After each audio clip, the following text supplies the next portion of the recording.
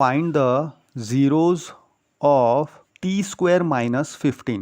अब ये जो पॉलिनोमियल दिया हुआ है उसमें वेरिएबल t का पावर हाईएस्ट इज़ 2, यानी ये पॉलिनोमियल का हाईएस्ट डिग्री क्या हो जाएगा, 2 हो जाएगा। इसलिए ये क्वाड्रेटिक पॉलिनोमियल हमको दिया हुआ है और हमको कहा गया है कि relationship between the zeros and the coefficient हमको स्टैब्लिश करना है, फाइंड आउट करना है कि वो स्टैब्लिश हो रहे हैं कि नहीं।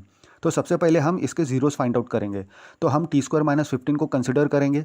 अब इसको हम कैसे लिख सकते हैं, T square minus under root of 15 का होल स्क्वायर। तो अब यहाँ पे A square minus B square का फॉर्मूला वैलिड हो जाता है। तो इसको हम लगाएंगे तो हमको मिलेगा A minus B into A plus B, यानी T minus root 15 into T plus root 15। अब ये जो दोनों टर्म है ये ज़ीरो कब होंगे, या तो पहला टर्म ज़ीरो है या तो दूसरा टर्म ज़ीरो होगा, तभी जाके ये दोनों टर्म का प्रोडक्ट जो है वो ज़ीरो होगा। तो T minus root 15 is equal to zero लेंगे और T plus root 15 is equal to zero लेंगे। मतलब यही दो कंडीशन हो सकते हैं। तो t इज इक्वल टू हमको रूट 15 मिलेगा and t is equal to हमको माइनस रूट 15 मिलेगा। तो यहाँ पे हमको दोनों ज़ीरोज़ मिल गए। तो अल्फ़ा से हम डिनोट कर देंगे, रूट 15 को ले लेंगे और बीटा से हम माइनस रूट 15 को ले लेंगे। अब हम कंपैरिजन करना है हमको, क्योंकि a, b और c की वैल्यू निकालना है और हमको पता है कि the given polynomial is a quadratic polynomial.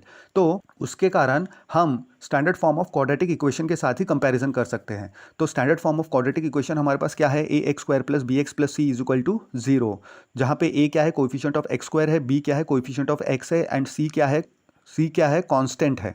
तो यहाँ पे a इज इक्वल टू हमको क्या मिल जाएगा, a इज इक्वल टू 1 मिल जाएगा, b इज इक्वल टू 0 मिल जाएगा and c is equal to minus 15 मिल जाएगा।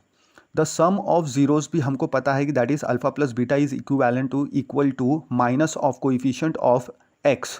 लेकिन हमारा जो क्वाड्रेटिक पॉलिनोमियल है इन टर्म्स ऑफ t है, हम सिर्फ फॉर्मूला लिख रहे हैं अभी, upon coefficient of x square. तो ये हमारा क्या हो जाएगा, minus B by A and the product of zeros हमको पता है अल्फा इंटू बीटा, इसका भी हम फॉर्मूला लिख रहे हैं। लेकिन हमारा जो इक्वेशन है वो वेरिएबल t में है, तो is equal to constant term upon coefficient of x square, that is equal to c by a। तो ये दो फॉर्मूला अब हमको पता चल गया। तो अब ए बी और सी की वैल्यू हमको पता है तो वो हम पुट कर देंगे।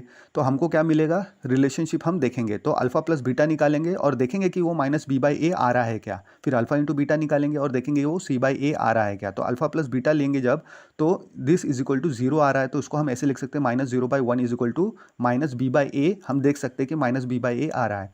अब प्रोडक्ट ऑफ जीरोस करेंगे यानी अल्फा इंटू बीटा करेंगे तो हमको क्या मिल जाएगा, रूट 15 इंटू माइनस रूट 15 यानी माइनस 15। तो इसको हम माइनस 15/1 इज इक्वल टू लिख सकते हैं जो c बाई ए आ रहा है।